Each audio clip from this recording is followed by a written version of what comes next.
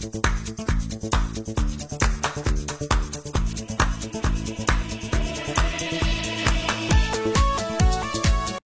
Hello friends, நான் உங்க SKA பேசுறேன். விண்வெளி போருக்காக 26,000 கோடி ரூபாய். இந்திய வரலாற்றில் இதுவரை இல்லாத அளவுக்கு பல ஆயிரம் ட்ரோன்ஸ் பயன்படுத்தி சைனா மற்றும் பாகிஸ்தானுக்கு எதிரான ஒரு பெரிய போர் ஏற்பாடு. அதே நேரத்தில் இந்தியாவின் பொருளாதார போர் இன்னொரு பக்கம். இந்தியாவின் rupee all time low. why and so what? அதனால என்ன? இந்தியா இதை எப்படி சரி செய்து அமெரிக்காவுக்கு பதிலடி கொடுக்கும்? இன்னைக்கு இந்தியா முன்னாடி 2 முக்கியமான விஷயங்கள் இருக்கும் மை டியர் ஃப்ரெண்ட்ஸ். ஒன்னு நேஷனல் செக்யூரிட்டி அண்ட் எக்கானமி. நாட்டின் பாதுகாப்பு ஒரு பக்கம், நாட்டின் பொருளாதாரம் இன்னொரு பக்கம். ஆகாயத்துல மிகப்பெரிய ஒரு போருக்கான ட்ரோன் ரிஹர்சல். ஆனா அதே நேரத்தில் தரையில இந்திய ரூபாயின் மிகப்பெரிய சரிவு. இந்தியா ட்ரோன் வார், அதாவது கோல்டு ஸ்டார்ட் என்ற பெயரில் அக்டோபர் மாதம் முதல் வாரம் இந்தியா இதுவரை நடத்தியதிலேயே மிகப்பெரிய drone plus counter drone exercise மிக பிரமாதமாக நடக்க போகுது. இது ஒரு வார் எக்ஸசைஸ் அப்படின்னு சொல்றதை விட வார் பிரிப்பரேஷன், போர் தயாரிப்புன்னு தான் நாம சொல்லணும். இதனுடைய உண்மையான நோக்கம் என்ன? இந்தியாவின் எதிர்கால போர் எப்படி இருக்கும் என்பதுக்கான ஒரு லைவ் லேப் தான் இந்த போர் தயாரிப்பு. இந்த பாகிஸ்தானின் ஒரு ட்ரோன் கூட இந்தியாவின் எந்த சொத்துக்களையுமே மே மாதம் நடந்த போரில் சேதப்படுத்த முடியவில்லை. ஆனால் இந்தியாவின் ட்ரோன்ஸ் தாக்குதலை விட அந்த போரில் இந்தியாவின் ட்ரோன் சர்வேலன்ஸ், அந்த 4 நாள் தாக்குதலில் இஸ்ரேலின் போர் அப்ரோச்சுக்கு ஒத்த மாதிரி பயன்படுத்தப்பட்டது. இந்தியாவின் அந்த போரின் வெற்றிக்கு மிகப்பெரிய காரணம் என்ன அப்படின்னு கேட்டீங்கன்னா, அந்த ட்ரோன் பயன்பாடும் ஒரு விதத்தில் உண்டு. அதை இன்னும் ஸ்டெப் அப் பண்றதுக்காகத்தான் இந்த ட்ரோன் போர் பயிற்சி அல்லது போர் தயாரிப்பு அப்படின்னு சொல்லலாம். இந்த எக்ஸசைஸ் சிம்பிளா ஒரு ஃப்ளை பாஸ்ட் கிடையவே கிடையாது மை டியர் ஃப்ரெண்ட்ஸ். ஸ்வாம் டாக்டிக்ஸ். 20, 50, 100, 200 ட்ரோன்கள் ஒரே சிக்னலுக்கு, ஒரு சிங்கிள் கமாண்டுக்கு டான்ஸ் ஆடுமா? ஆடணும். அதுதான் இந்த போர் தயாரிப்பு. இதனுடைய கில் செயின் எப்படி இருக்கும் பாருங்க. டிடெக்ட் பண்ணணும், ட்ராக் பண்ணணும், ஜாம் பண்ணணும், ஹார்ட் கில் பண்ணணும். இதை எவ்வளவு வேகமாக முடிக்கிறோம் அதுவும் முக்கியம். Electronic warfare resilience. ஏதாவது காரணத்தினால ஜிபிஎஸ் டினை பண்ணினாலும், ரேடியோ ஃப்ரீக்வன்சி ஆர்எஃப் ஜம்ப் பண்ணினாலும் ட்ரோன் மிஷன் கம்ப்ளீட் பண்ணணும். இந்தியாவின் ஆயுத இண்டஸ்ட்ரியும் ரிசர்ச் டிபார்ட்மெண்ட்ஸும் ஒரே நேரத்தில் ஆன் த ஸ்பாட்ல அப்சர்வ் பண்ண போறாங்க. இது வெறும் ஒரு சிங்கிள் டே ஷோ, ஒரு நாள் காட்சிக்காக கிடையாது. இதுக்கு பேக்ரவுண்ட்ல இந்திய ராணுவத்தின் மிஷன் சுதர்ஷன் சக்ரா ஒரு மல்டி லேயர்ட் இந்தியன் அயன் டோம் மாதிரி கனெக்ட் செஞ்சு எதிரியின் ட்ரோன்ஸ், ஏர்கிராப்ட்ஸ், ஹைப்பர்சானிக் மிசைல்ஸ் எல்லாத்தையும் ஒரே நேரத்தில் ஒரே நெட்வொர்க்ல கண்டுபிடிச்சு நியூட்ரலைஸ் பண்ணணும். மிக சக்தி வாய்ந்த ஒரு அசாத்தியமான ஆர்கிடெக்சர். இனிமே இந்தியா ட்ரோன் போரில் பின்னாடி கிடையாது. ஏன்னா வேகமாக டிடெக்ட் செஞ்சு டிசிஷன் எடுத்து டிஸ்ட்ராய் செய்யக்கூடிய நாடுதான் இப்படிப்பட்ட மிகப்பெரிய ஒரு போர்ல ஜெயிக்க முடியும். நீ பாருங்க, இந்தியாவை இனிமே வரக்கூடிய காலத்துல பாகிஸ்தானோடு சேர்த்து ஒரே தராசில் வச்சு பேச வேண்டிய தேவையே இல்லை, கிடையாது. அமெரிக்காவின் ட்ரம்ப் பாகிஸ்தான் பிரதமர் ஆனா கூட அந்த நாடால இந்தியாவின் சுண்டு விரல கூட இனிமே தொட முடியாது, தொடக்கூடாது. அதுக்கு தான் உள்ளூர்ல ஆல்மோஸ்ட் $300 மில்லியன் இன்சென்டிவ் சலுகை. சிவில் பிளஸ் மிலிட்டரி ட்ரோன் தயாரிப்புகளை ஸ்கேல் அப் பண்ண, இன்க்ரீஸ் பண்ண, இம்போர்ட் சார்பை குறைக்க எல்லாத்துக்குமே சலுகை. பாகிஸ்தான் அவன் பயன்படுத்தக்கூடிய எல்லா ட்ரோன்ஸுமே அட்ரீட்டபிள் ட்ரோன்கள், வெளிநாட்டு சப்ளை செய்தது. ஒரு விஷயம் தெரியுமா? நேத்து சவுதி அரேபியாவில் பாலைவனத்தில் சோதனை செய்யப்பட்ட சைனாவின் லேசர் ஆயுதம் வேலை செய்யாமல் தோற்று போனது ரகசியமாக இன்னைக்கு வெளியே வந்திருக்கு. மறைப்பதற்கு ரொம்ப முயற்சி பண்ணாங்க, முடியல. பட் அதே நேரத்தில் இந்தியா கிட்ட இருக்கக்கூடிய ட்ரோன் ஆயுதங்களின் சக்தி உங்க எல்லாருக்குமே தெரியுமா? தெரியும் தானே? நம்ம வீடியோக்களை பார்த்துருக்கீங்களா? காளி, துர்கா எல்லாம் பார்த்திருக்கீங்கல்ல. இதுதாங்க இவனுங்க தயாரிக்கக்கூடிய ஆயுதங்களுடைய நிலைமை. இதுக்கெல்லாம் இவனுங்களுக்கு ஒரு டிஃபென்ஸ் பேக்ட். ஆனா India quality plus skill chain speed, இதுதான் நாணயத்தின் இரண்டு பக்கம். இரண்டு நாட்டுக்குமே மிகப்பெரிய ஒரு பிலாசபி, இறையாண்மை வேறுபாடு இருக்கு மை டியர் ஃப்ரெண்ட்ஸ். இப்படிப்பட்ட நேரத்தில் இந்தியாவின் rupee 88.8 per dollar all time low. இந்த வருடம் மட்டுமே 3.5% குறைஞ்சிருக்கு. காரணம், ட்ரம்ப் அட்மினிஸ்ட்ரேஷன் இந்திய பொருட்கள் மீது 50% வரை டாரிஃப் ஏற்றி வச்சிருக்காங்க. அதுக்கு மேல H1B கட்டணம் $100,000, 85 லட்சம் ஒரு வீசாவுக்கு.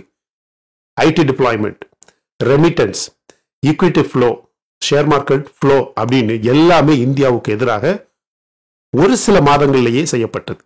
இந்தியாவின் RBI முடிந்த அளவுக்கு டாலரை விட்டு இந்திய ரூபாயை சப்போர்ட் பண்றது எல்லாருக்குமே தெரியும். ஆனா இந்த கண்ட்ரோல்டு டிப்ரிசியேஷன் அப்படின்னு இருக்கு பாருங்க, RBI அது மேனுவலா செய்யக்கூடியது. நாம இப்ப கேட்க வேண்டிய கேள்வி, இதெல்லாம் ரேண்டமா நடக்கக்கூடிய விஷயமா அல்லது ஏதோ ரிவெஞ்ச் மிக்ஸ்ட் பாலிசி பேட்டர்ன் இதுல இருக்கான்னு கேட்டா சின்ன குழந்தைக்கு கூட அதுக்கான பதில் தெரியும். ஐநா சபை மேடையில இன்னைக்கு ட்ரம்ப் சொல்றாரு, சைனா இந்தியா ரஷ்யா ஆயிலை வாங்கி இந்த போருக்கு பணம் கொடுக்குது.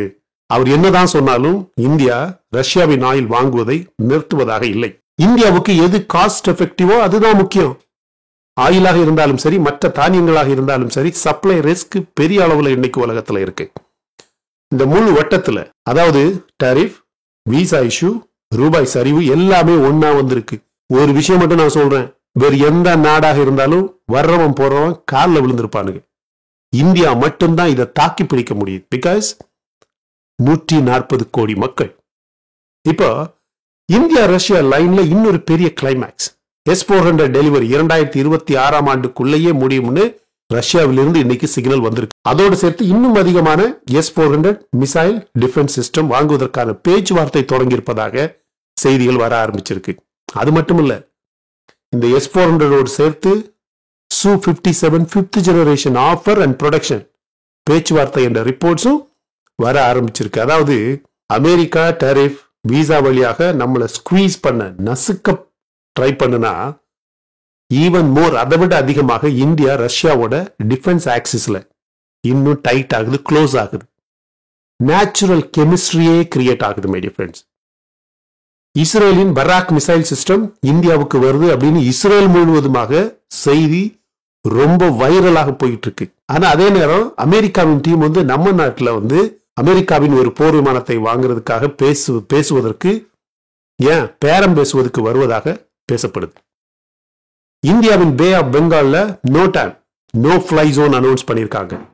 ஏன்னா India hypersonic antiship missile test பண்ண போகுதுன்னு ஒரு மிகப்பெரிய ஸ்பெகுலேஷன் இருக்கு. இதுவும் ஓஷன் லெவல்ல மிகப்பெரிய ஒரு அழுத்தம். அப்படின்னா ட்ரம்புடைய ரிவெஞ்ச் டெம்ப்ளேட் என்ன? ஒரு பக்கத்துல டாரிஃப், இன்னொரு பக்கம் ரூபாய் வீக்கம். ஒரு பக்கத்துல டாரிஃப் அதிகமாகும் போது ரூபாய் வீக் ஆகும். ரூபாய் வீக்கானா இம்போர்ட்ஸ் லைக் எரிபொருள், எலக்ட்ரானிக்ஸ், இதனுடைய காஸ்ட், ஓவரால் காஸ்ட் அதிகமாகும். அப்படி அதிகமாகும் போது உணவுப் பொருட்களின் விலை அதிகமாகும். ஸோ ஓவராலா இன்ஃப்ளேஷன் வானத்துக்கு போகும். அதுதான் அவருடைய திட்டம். எனவேதான் இப்ப இந்திய அரசு நம்ம ஜிஎஸ்டியை கையில எடுத்திருக்கு. ஜிஎஸ்டியில என்ன நடக்குது, என்னென்ன பொருட்கள் விலை குறைய போகுது, நம்ம நாட்டில் எப்படி இன்ஃப்ளேஷனை கண்ட்ரோலுக்கு கொண்டு வர முயற்சி பண்றாங்க, இது எல்லாமே கனெக்டட். அவனுக்கு என்னதான் முயற்சி பண்ணாலும் இந்தியா எப்படி மூவ் பண்ணுது பாத்தீங்களா? செக்யூரிட்டி அப்படின்னு எடுத்துக்கிட்டீங்கன்னா, இந்த கோல்ட் ஸ்டார்ட் மூலம் ரியல் ட்ரோன் வார் ரிஹர்சல் நடக்குது. சுதர்ஷன் சக்ரா ஐடியா கன்ஃபார்ம் ஆயிடுச்சு. மேக் இன் இந்தியா ட்ரோனுக்கு எப்படிப்பட்ட சலுகை வேணும்னாலும் கொடுக்கலாம். எனர்ஜியை எடுத்துக்கிட்டா ரஷ்யா ஆயில் நம்ம கண்டிப்பாக வாங்குவோம். ஏன்னா இவனுங்க என்னதான் பிளான் பண்ணாலும் டிஸ்கவுண்ட் கால்குலஸ் இன்னும் இந்தியாவுக்கு லாபம் தரும். இதெல்லாம் சேர்த்து பார்த்தா இந்தியா, நான் ஏற்கனவே சொன்ன மாதிரி, ஒரு 6 கோண சதுரங்க மேடையில அப்படியே நடுக்க நிக்குது. யுஎஸ் டாரிஃப் அண்ட் வீசாஸ் பிரச்சனை ஒரு பக்கம், ரஷ்யாவுடைய எனர்ஜி அண்ட் டிஃபென்ஸ் ஆர்ம்ஸ் ஒரு பக்கம், பாகிஸ்தானுடைய ட்ரோன் ரேஸ் ஒரு பக்கம், துருக்கி அப்படி இப்படின்னு எங்கிருந்தெல்லாமோ வாங்கினாரு.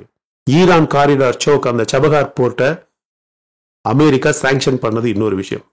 ருப்பிக்கு மேல இருக்கக்கூடிய மேக்ரோ ஸ்ட்ரெஸ் இன்னொரு பக்கம். இந்த ஒவ்வொரு மூவையும் இந்தியாவை கட்டாயப்படுத்துது மை டியர் ஃப்ரெண்ட்ஸ். ஆனா நம்ம சாய்ஸ் எங்க இருக்கு அப்படின்னு நீங்க கேட்டீங்கன்னா, ஆகாயத்துல ட்ரோன்கள், அதுதான் எதிர்கால போரின் மொழி. மார்க்கெட்ல ரூபாய், அதுதான் எதிர்கால வளர்ச்சியின் ரத்தம். இரண்டையும் ஒரே நேரத்துல ஹேண்டில் பண்ணலன்னா செக்யூரிட்டி வின்ஸ், எக்கானமி ப்ளீட்ஸ், அல்லது economy heals, security slips. India செய்ய போறது இரண்டையும் ஒரே நேரத்துல பேலன்ஸ் பண்றது. அதனாலதான் இன்னைக்கு கோல்டு ஸ்டார்ட் ரிஹர்சல், நாளைக்கு S-400 கிரிட், அதே நேரம் ரஷ்யாவின் ஆயில், அதே நேரம் மேக் இன் இந்தியா ட்ரோன்ஸ், அதே நேரம் RBI கிளைட் பாத். இதுதான் இந்தியன் பிளே புக் அப்படின்னு சொல்லலாம். சோ கடைசி கேள்வி, இது ட்ரம்ப் அவர்களின் ரிவெஞ்சா, ஜியோ பாலிட்டிக்கல் பார்கெனா? அமெரிக்கா எப்படியாவது இந்தியா ரஷ்யா உறவை உடைக்க முயற்சி செய்யுது. இந்தியா பேலன்ஸ் பண்ணுற வரைக்கும் இந்த டக் ஆஃப் வார் தொடர்ந்துகிட்டே இருக்கும். இப்ப நீங்க சொல்லுங்க, இந்தியாஸ் ட்ரோன் வார் ஆர் ருபி கிராஷ், எது முக்கியம்? இந்தியாவின் நேஷனல் செக்யூரிட்டி, நாட்டு பாதுகாப்பு முக்கியமா, இந்தியாவின் பொருளாதாரம் முக்கியமா? என்ன கேட்டீங்கன்னா, ரெண்டுமே ஒரே தராசில், ஒரே வயிற்றுல பிறந்த இரண்டு குழந்தைகள் மாதிரி. ஒரு நாட்டின் பொருளாதார முன்னேற்றத்திற்கு அந்த நாட்டின் பாதுகாப்பு முக்கியம். ஒரு நாட்டின் பாதுகாப்புக்கு அந்த நாட்டின் பொருளாதாரம் முக்கியம். அப்படி பார்த்தீங்கன்னா இன்னைக்கு நம்ம நாடு இந்த விஷயத்தை எப்படி ஹேண்டில் பண்ணுது அப்படிங்கிறத பற்றி உங்க கருத்துக்களை கமெண்ட் செக்ஷன்ல பதிவு பண்ணுங்க மை டியர் ஃப்ரெண்ட்ஸ். ரொம்ப முக்கியமான ஒரு வீடியோ, அழகான ஒரு வீடியோ. இதை நீங்க ஒத்துக்கிறீங்களா இல்லையா? இந்த வீடியோ உங்களுக்கு பிடிச்சிருந்தா லைக் பண்ணுங்க. இன்னும் நம்ம சேனலை நீங்க சப்ஸ்கிரைப் பண்ணலன்னா மற்ற வீடியோஸ் பாருங்க, உங்களுக்கு கண்டிப்பாக பிடிக்கும் மை டியர் ஃப்ரெண்ட்ஸ். பிடிச்சிருந்தா சப்ஸ்கிரைப் பண்ணா போதும். Thank you so much my dear friends for watching all my videos and supporting my channel. Until I come back with my next awesome video, it's bye bye from Suresh. Stay safe, stay positive, stay active and stay fit. And always dream big in your life. நம்மளால எப்பவுமே எதையுமே எங்கேயுமே சாதிக்க முடியும் அப்படின்னு நம்ம first நம்பணும் my dear friends. And as I always say, please take care of your parents at your home. உங்க அப்பா அம்மாவை உங்க வீட்டிலே வச்சு நல்ல சந்தோஷமா பத்திரமா பாதுகாப்பா பார்த்துக்கங்க my dear friends. Because it's very very very very important. Thank you.